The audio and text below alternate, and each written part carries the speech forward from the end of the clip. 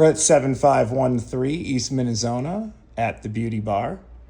If you turn on all the blow dryers,